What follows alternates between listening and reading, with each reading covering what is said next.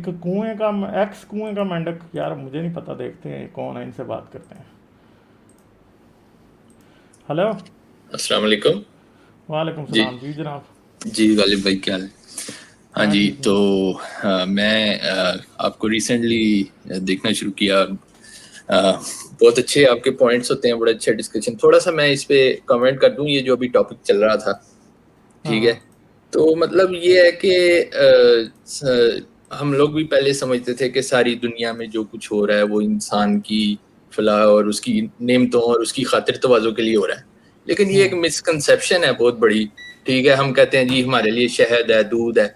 और भाई शहद तो जो है वो शहद की मक्खी अपने बच्चों के लिए बनाती है, वो हम खा जाते हैं।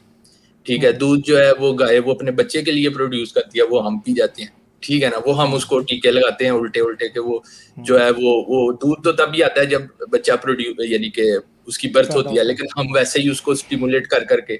ठीक है, तो हम ये सारी जो है मिसकंसेप्शन है। ठीक है।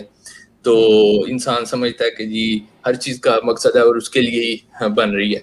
अब इसमें मैं छोटी सी एक मिसाल दूंगा। ठीक है, मैं बड़ा हैरान हुआ कि मतलब जब यानी कि जो स्पर्म्स होते हैं, ठीक है, एक इजैकुलेट में जो है, मैंने बड़ा सरप्राइज हुआ कि भाई 300 मिलियन होते हैं।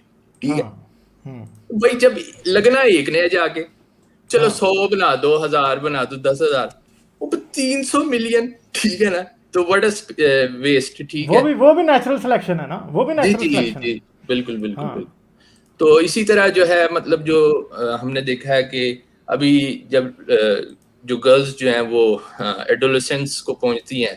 ठीक है, उनको ये मेंस्ट्रुएशन वगैरह शुरू हो जाती है और वो उनके लिए काफी प्रॉब्लमेटिक होती है। ठीक है।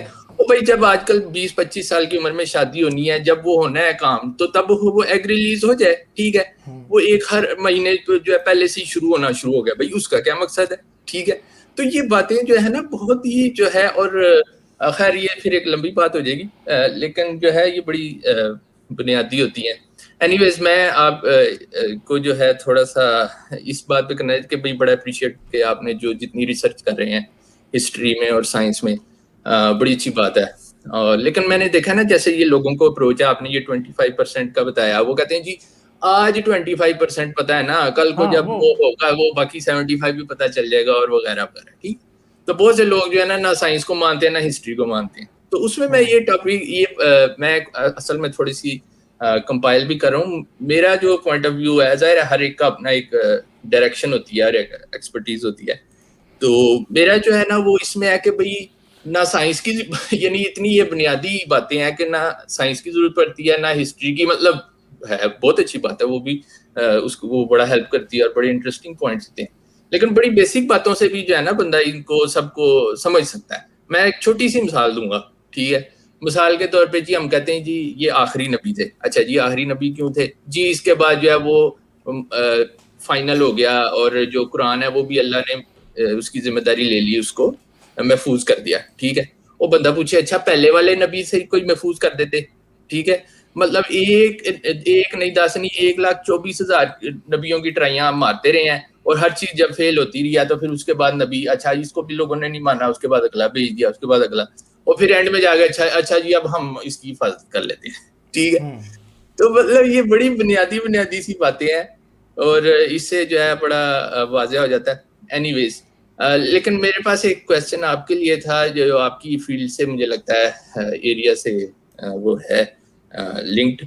वो ये है कि मतलब जो गांधी वगैरह से जब हम एक मैंने बड़ी डिबेट पहले पढ़ी थी, उनसे अगर पूछे ना अच्छा जी मुझे हमें एक एविडेंस बता दें कि भाई क्यों है ये कुरान और ये इस्लाम सच्चा, जो है एक एविडेंस। तो वो एविडेंस ये देते हैं कि जी नबी ने प्रिडिक्शन की कि जो है वो जो कैसर और किसरा जो है, रोम जो है, इनको फतह कर लेंगे हम लोग। और फिर वो वैसा ही हुआ, कर लिया। एक जो है जाहिल गंवार जो है वो उठे और उन्होंने जो है ये करके दिखा दिया। तो ये सबसे बड़ा एविडेंस है।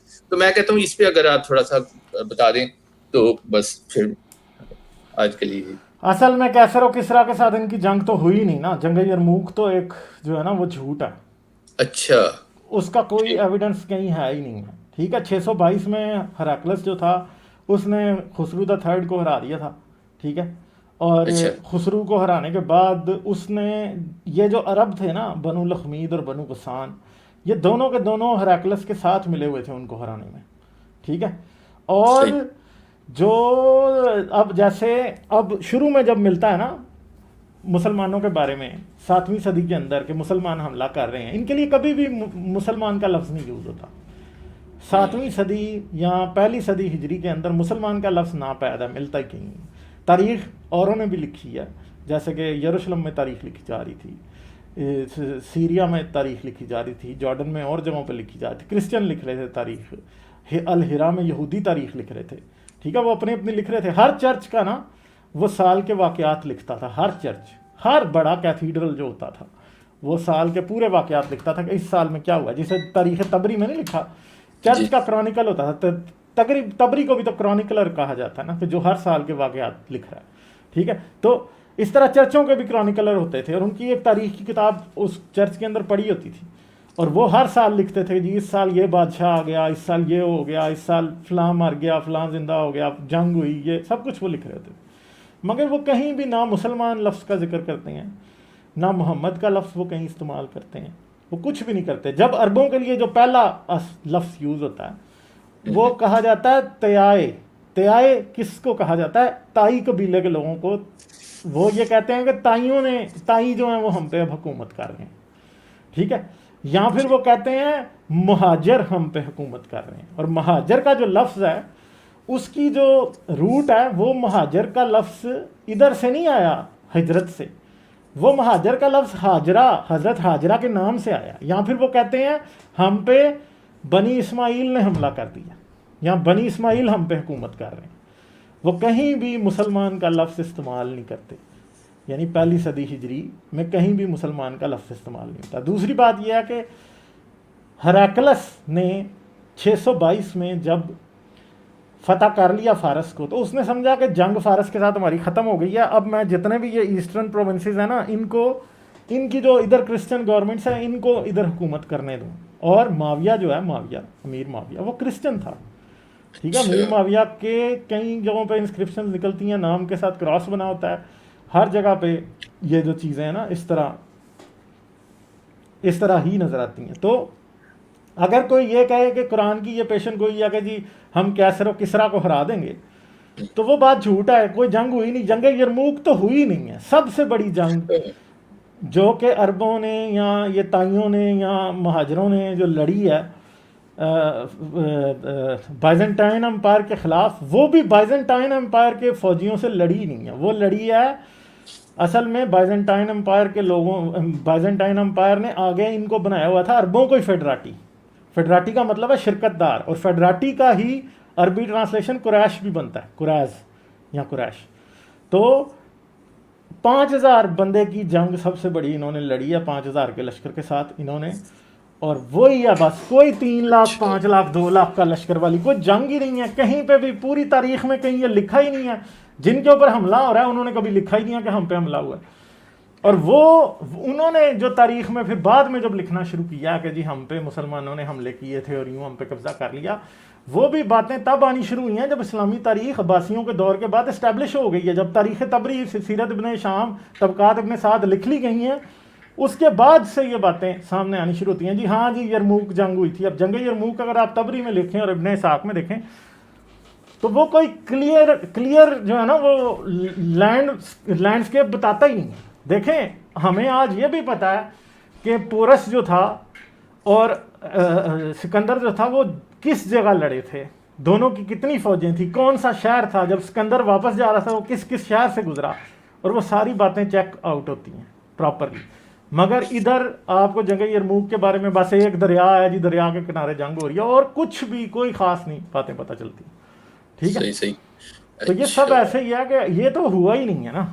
और ये जो कहते हैं बदर में जो है वो 1000 बंदे ने 300 बंदे ने 1000 बंदे को 300 बंदे ने हरा दिया, ये हुई हैं जंगें बदर वगैरह।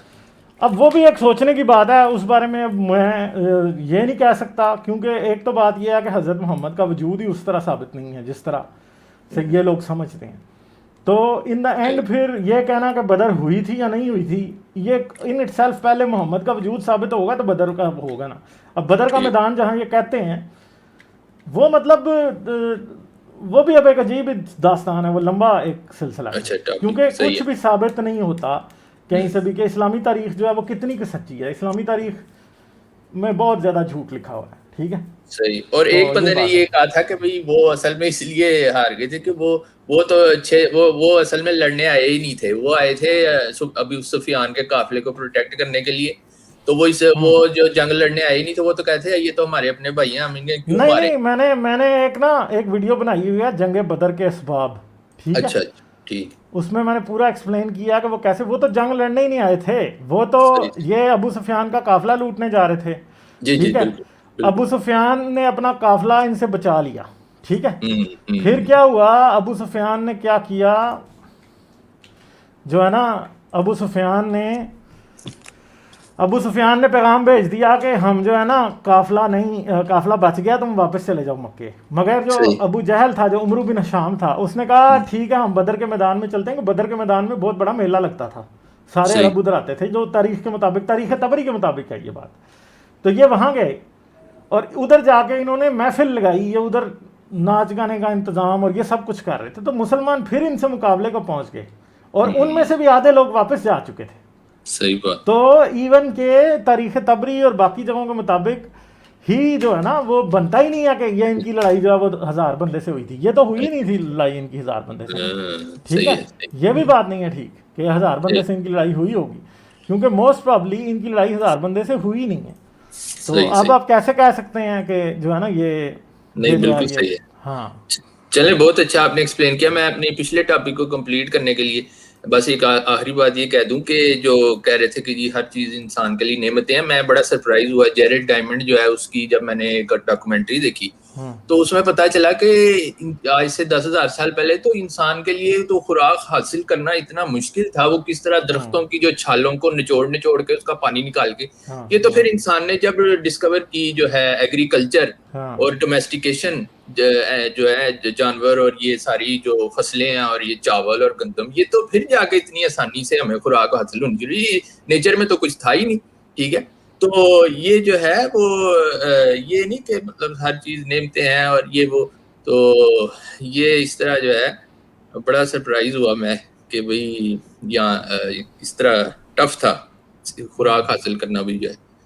तो एनीवेज चले चलें ठीक है, ठीक थैंक है, you very much. Thank you, फिर करेंगे और बात, ठीक है, बात आइएगा दोबारा, ओके ओके, और बाय। Bye bye.